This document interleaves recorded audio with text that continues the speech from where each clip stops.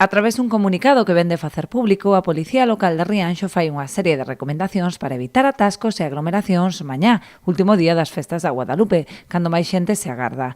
Recomendan aos condutores, especialmente aqueles que van marchar ao remate da cantata da Rianxeira, que fagan uso dos estacionamentos habilitados nas entradas da localidade. Os que accedan dende Leiro e Isorna ou dende Catoira e Pontevedra dispoñen dunhas 1000 prazas nas zonas de Punta Fincheira, Xogo dos Bolos e Cemiterio.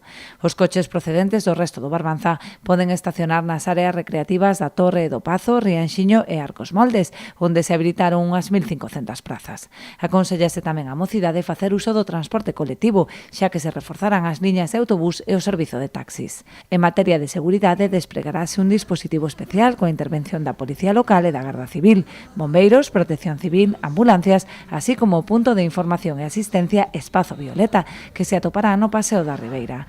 Tamén se adoptarán medidas extraordinarias dentro do Plan Especial de Seguridade, no que respecta ao despexe das vías de acceso e desaloxo do campo da festa.